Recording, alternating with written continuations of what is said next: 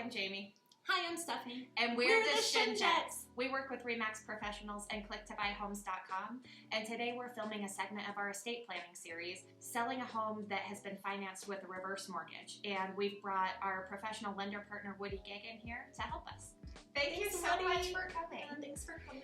Okay, so just let's jump right into it. Can you give us the quick 30,000-foot overview of what is a reverse mortgage? Yep, very good question. So to begin with, most people are familiar with a forward or traditional mortgage. And with that, you make a payment every month and your principal balance goes down. With a reverse mortgage, the simple way to explain it is you have a choice of not making a payment and your principal balance could rise. So someone gets a reverse mortgage and then they don't have to basically make a mortgage payment anymore. Correct. Their Okay. principal and interest payment goes away. They could not make that for the rest of their life. Okay. And the only four things they need to do: keep making payments on insurance, taxes, HOA, and live in the house 6 months and a day per year. So, can anyone get a reverse mortgage?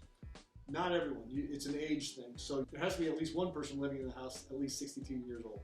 You've been in the mortgage business for Almost 20 years, Okay. since 02. yeah, Yep. so done a lot of mortgages. Done a lot of mortgages. He's Yep. the best. Yeah. So we're, so it's a growing area of my business. I think just in general, the reason for that is a couple things. Number one, there's a lot of people turning 62 every day. 10,000 people across the country turn 62 every day. Number two, the educational component is increasing, so therefore more people are, intrigued about them. And number three, I think the stigma of it being a loan for a last case loan or a worst case loan for a destitute granny, for example, is going away. So it's very much, it's used a little more often now for high net worth individuals as well.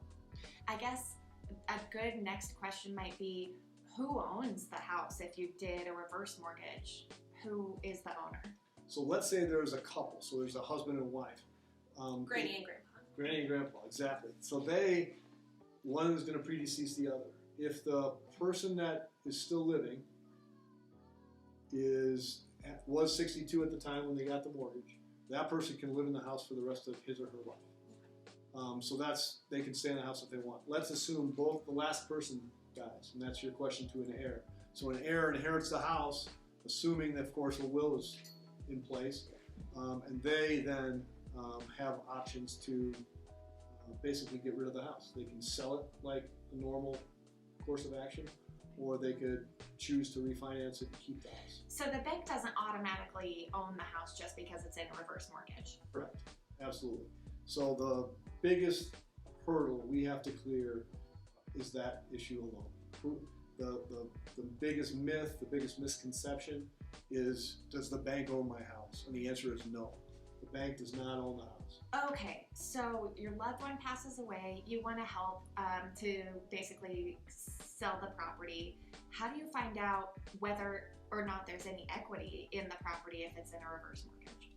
So first thing you do is call a trusted real estate partner like yourself, and they would be able to. Yes. You guys would be able to give them a fair market analysis to know what the current value is. So today we can't project what the value of a house is going to be in the future, correct? Right. So no one can. So we don't have that crystal ball. But at the time of that heir inheriting the house, they can call you guys. You guys can give them that information. Same thing on my side. They don't know what mom or dad owes on the house. So they need to find what a payoff is. So we need to get a hold of that servicer to be able to find out what that difference. So ultimately you're putting the two together. X minus Y equals Z. Z is your equity, and that's what they can take away. So someone is paying on a reverse mortgage, let's say, or I guess they don't have to pay, not paying on a reverse mortgage over time, and so their balance ends up growing. But that doesn't mean they don't have equity in the home. So once the home gets transferred or sold, then we calculate equity based on market value. So let's say today someone gets a reverse mortgage and the mortgage balance starts out at $200,000. 10 years from now they pass away, and let's say the house today is worth $400,000. So they have $200,000 in equity and they have a $200,000 loan. Fast forward 10 years, maybe the house is worth $600,000, but their loan balance may have gone up. Even if it had gone up to $400,000, you still got the same $200,000 equity.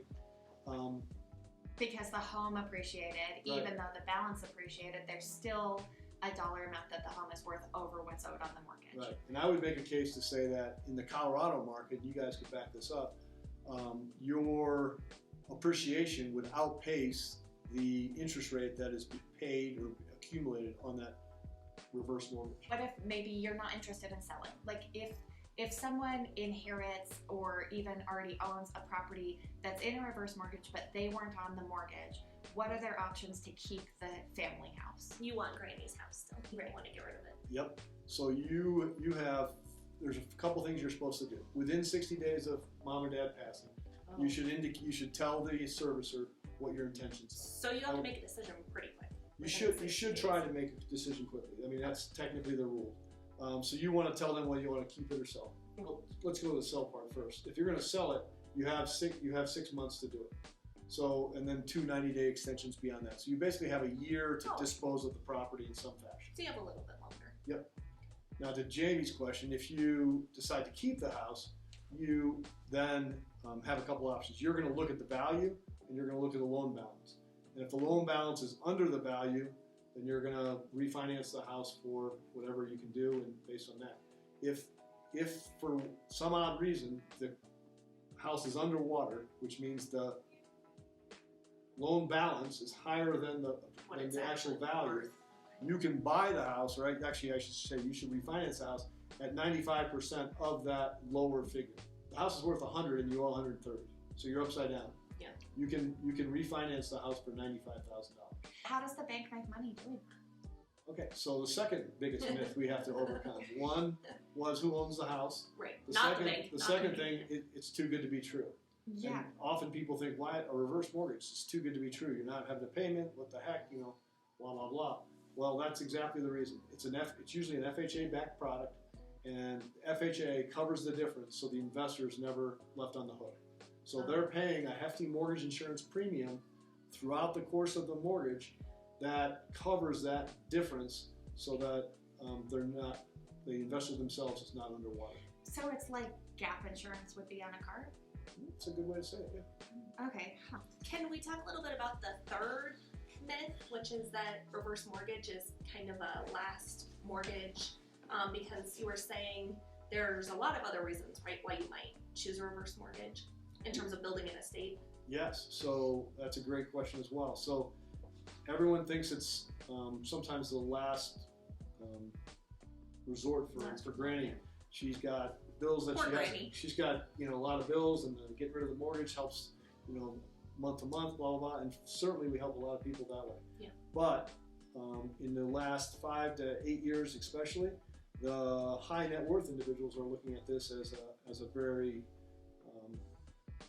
as a tool to use in their retirement strategy. Long and short, they can delay receiving income from traditional retirement vehicles and use some home equity to bridge that gap. Let's use an example. March this year, COVID happened. The stock market went down 30% in a day or two, or let's say a month, worst case scenario. A lot of people pulled money out of their financial planning people, let them take money out, and that's not in their best interest. You're better to leave it in there if you can, and maybe tap the house for a short period of time, and then leave those accounts to grow. And then the market rebounded 6 months later, 8 months later, and the rest is history.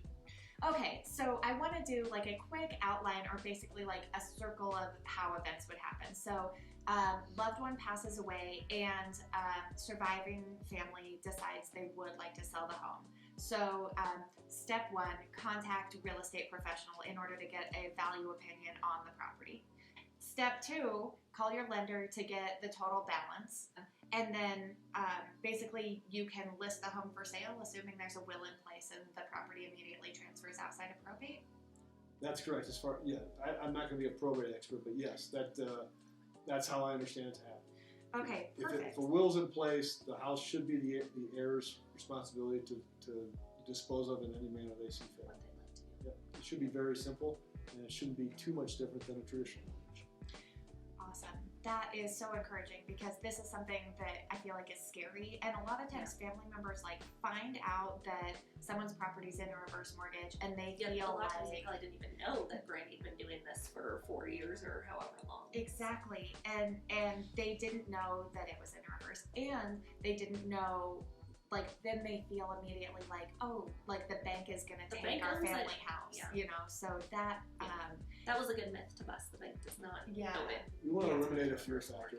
When they first sign up for a reverse mortgage, we want everyone to be educated so that they feel comfortable.